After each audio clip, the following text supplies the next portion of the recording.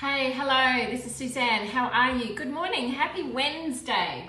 And a rainy Wednesday it is here in Adelaide. And interestingly enough, my blog that I wrote is all about the gloomy days are almost behind us and we're having, lots of lovely sunny weather. Well, perhaps that's wishful thinking, never mind. And the essence of this live and the blog is really that we can start afresh anytime. Typically, people wait for a time, so it might be New Year's, it might be spring, New Year, New You, or have a fresh start in spring. So this was really about thinking we're coming out of winter. And the weather should be improving. It's not as cold, it's still rainy, but I think that's, we've got a lot of that. We're going to expect a lot of that this year or into next year. So, but we can still do stuff. We can still make some positive, healthy changes in our life. And, when I'm working with my clients, and for some of them, there's a lot of changes. We have to do a lot of stuff. And that's okay. And I don't want, my clients to be overwhelmed with things, because if we don't change anything, nothing changes, but we got to start somewhere. And it's really important to just make some little small changes and create new healthy habits. And so, for some people, this is quite daunting because there's so much to do. But I really, try and advocate just to take a small step. Identify the stuff that needs changing. And, you may already have an idea of, okay, I need to do this. I need to go and walk, get out and exercise. I need to go for a walk more. I need to get more healthy greens in my food. I need to eat less at dinner. I need to cut down on my coffee. Maybe I need to cut down on my alcohol. Whatever it is, or I need to let go of, some of that extra chocolate or afternoon delight. Whatever that is for you, we have to start somewhere, and it really begins with, at the beginning, but practicing whatever it is that you want to change. Because sometimes we can, create these big changes in our lives and say to ourselves, right, I need to do this every day, but it just becomes too hard. It becomes daunting, it becomes overwhelming. And so what happens? We go, oh, that's too hard, I'm not going to do that. And then, of course, we're not, reaching the goal or doing the thing that we want to do, or, making the changes that we want to make. So I always say start small. And, when we are creating new habits, there is a belief that it only takes 30 days. Well, unfortunately, there's been a bit of research around that. And it actually takes nearly 60 days. So twice as long as we think that it's going to take to instill a habit within us. That means that we don't think about it. Like brushing our teeth, we don't think about it. Well, we do because we want to do it, but it just happens. We make the time to do that. So if there's a healthy habit that you want to start instilling, and maybe it's just having a glass of warm water and lemon juice in the morning to, for the cleansing the digestive system, or getting up and, doing 5 minutes worth of breath work every morning. You do it, you practice it, and you might miss a day, that's okay. But just get back to it the next day. Say to yourself, I will never let one day go by, more than one day go by, that I don't do this thing. So, that sort of lets you off the hook a bit. But after a while, you'll find that you notice when you don't do those things that you've initially set yourself the task to do. And when you start feeling like you're missing out, FOMO, that's when you're more likely to get back to whatever it is that you started. So So here's a couple of my tips around creating new habits. The first thing is to start small. Well, I suppose the first thing is you need to work out what is going to be your new habit. What do you want to introduce, or what do you want to take away? But you know, that's often harder. I would introduce something else in to crowd out the other behavior that is not helpful. So add in something before the unhelpful behavior, so you get your good thing in before the unhelpful one. And you may just decide, well, actually I don't like doing that unhelpful thing anymore, I'm just not going to do it, I like my helpful one. So start small. Don't expect miracles. So you know, you've got to work at it. If we don't make any changes, nothing changes, but we need to practice, you know, an element of self-kindness and help ourselves, encourage ourselves, just like you would a small child learning how to tie their shoelaces. We don't just go, okay, you can't do that, bad luck, you know, and that child goes through life without being able to tie shoelaces. We all encourage and support and show and teach. And sometimes we have to do that to ourselves. We do need to reparent ourselves sometimes in a way that is focused on kindness and you know, curiosity too, which is a really useful thing to have, and being curious about, well, how is this working for me? Maybe this one's not working this way. Maybe I could do it that way, rather than throwing the whole thing away and just going, oh, no, it's too hard. Be curious about whatever changes you're trying to make.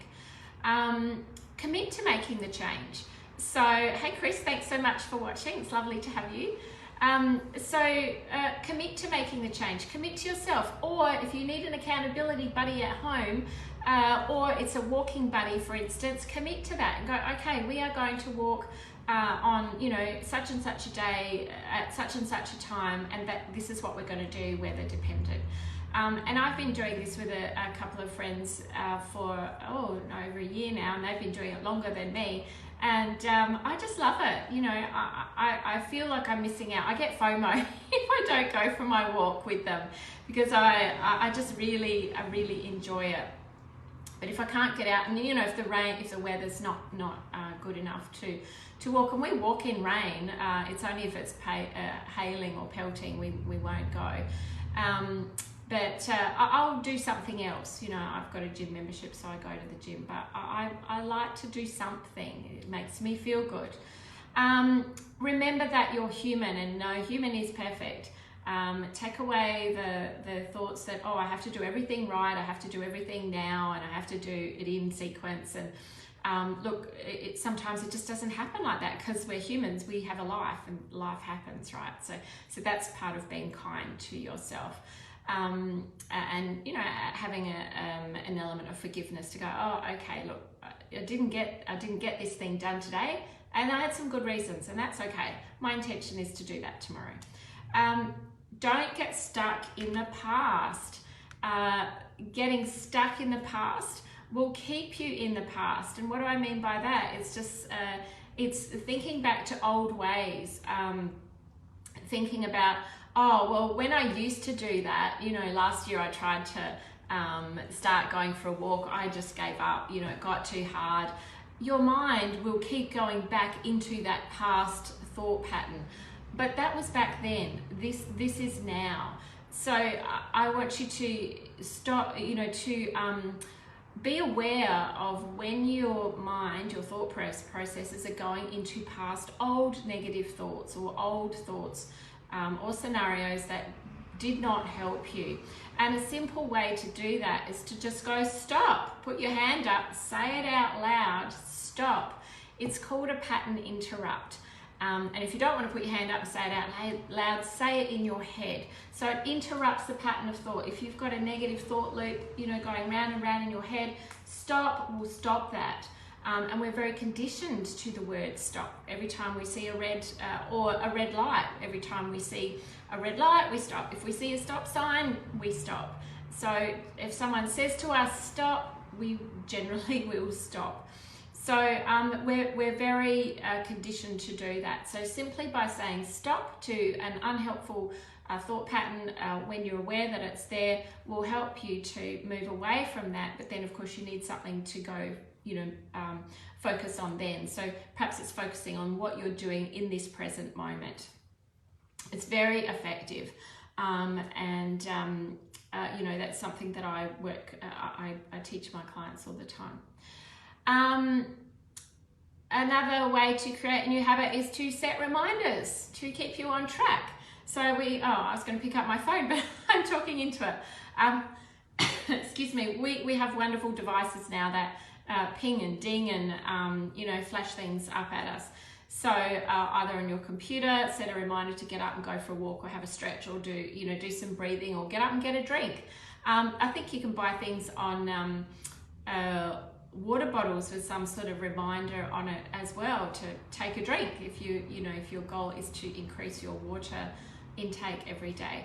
But set some sort of reminder because we're human, we get busy and we can get very engrossed in stuff. But our body, we still have needs, and it's really important to make sure you focus on your needs first before the needs of work, if that's what's happening for you.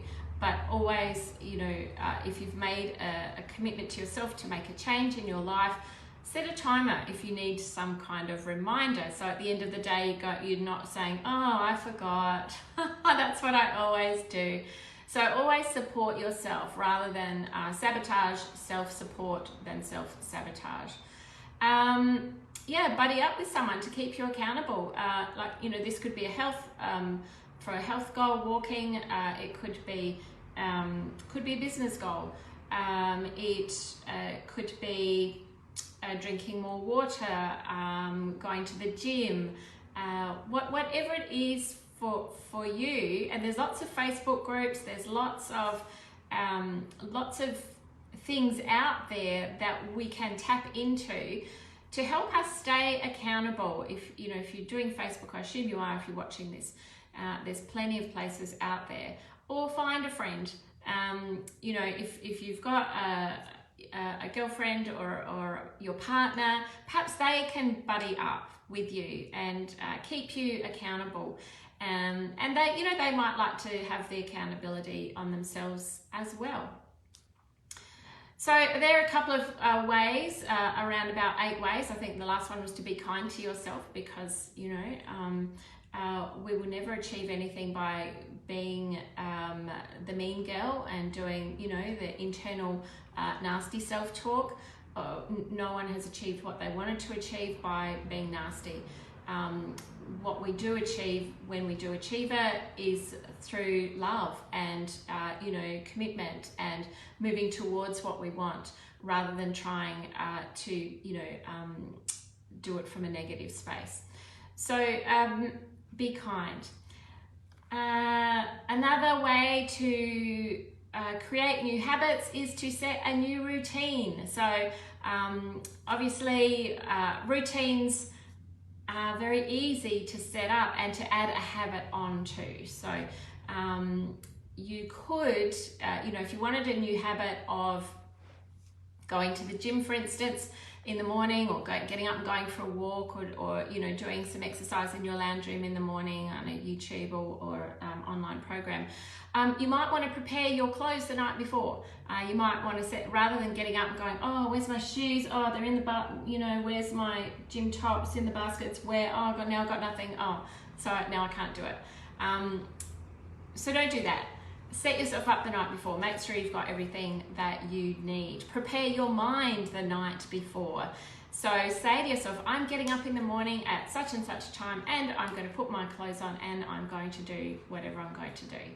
And obviously decide what you're going to do. Something that I fell in the trap of is it's quite easy for me to go for a walk and do stuff. But when I first started listening to Audible on my phone, I wanted to listen to things. And I remember a couple of times I spent so much time trying to find something to listen to that my time for my walk just disappeared, and I hadn't even got out walking yet. So if you're going out to listen to something, when you're going for a walk, or you've got music or whatever it is, make sure it's all set up before you go. So the time that you've got available to do that thing is not wasted by trying to find something. If you need to set an alarm earlier in the morning, do that. That will enable you to get your new habit sorted. And when it comes to moving and, you know, looking after the health of your body, always do something that you love. If you love it, you're more likely to do it.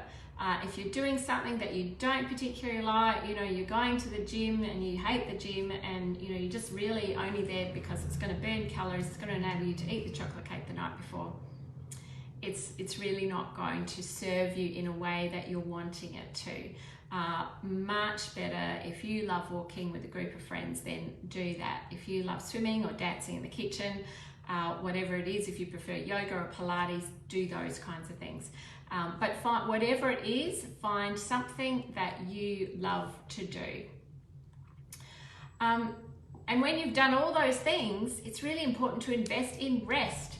When we rest, our body repairs itself and we get better results. So typically, you know, from when we're talking about muscle growth, when our muscles are working really hard, they need to rest to grow. If we keep working the same muscle over and over again, it's not going to grow. It's just going to get weak. So that's why we need to rest in order for those to grow. But also, our body and our digestive system needs to rest in order to digest. So all the good stuff actually happens when we are at rest. So it's really important to allow your body that time to, go and have just some quiet time for yourself. You need to sleep. Sleep is so important. Make sure that you're getting, good quality sleep at night. It might be a long time for sleeping, but if you keep waking up, then that's not good quality sleep. So, and the other thing is to just get some support. If you need support, find a group. So many studies show, or find a coach. So many studies show that working within a group or with a coach, the results are so much more predictable and more easily achieved rather than trying to do something on your own. So find a group for whatever your new habit or practice is going to be. So I hope you found that helpful. Please, if you do have any comments or questions, just a reminder, tomorrow night I'm going to be talking at SpeedFit, which is in North Adelaide. It's a free talk. We're talking about the power of slow to speed up results. And I'm really looking forward to giving some insight into, why stress and rushing around and not giving yourself time is not giving you the results that you want to achieve, even though you think you have to do all these things in such a small space of time to get everything done. Finding at the end of it that you're just not getting what you need. So I'm going to go through some of those things. I'm going to give you the antidotes to those, so you've got something to take away that will help you, because we can't turn life off, but I've got some really good tips and tools that you can use to help reduce your stress, to help you reduce the overwhelm and the to-do list. So hope to see you there. It's at 6 o'clock. There is an Eventbrite link and I'll repost it. So we've only got 25 spots. I think we've got 17 or 18, so there's not too many left. But if you would like to come along, please book in via Eventbrite. Would love to see you. We're going to learn all about EMS technology and how we can improve the strength of our muscles through a machine. But the thing with this is that for people who are mobility impaired, that have trouble standing, who have no time, this is fantastic. And they work with people in wheelchairs, they work with very busy people, they work with, you know, mums can come along with their kids, it's very private. But the results that they get is just amazing, and you only need to go once a week to get a 3-hour workout, the benefits. And I've done it, I'm an ex-PT, I know that this works, it's amazing. And Manira, who's the owner of SpeedFit, is going to go through how the machines work. And there may even be, you know, I'm sure she might show you a bit more and give you more of an insight of how that works in your body, So please come along. I'm really excited to talk about the power of slow, and I'm excited for people to learn more about EMS, electronic muscle. I think it's stimulation, EMS, electronic muscle stimulation, and how it can benefit you. All right, everyone, have a wonderful day. I will see you next Wednesday. Bye.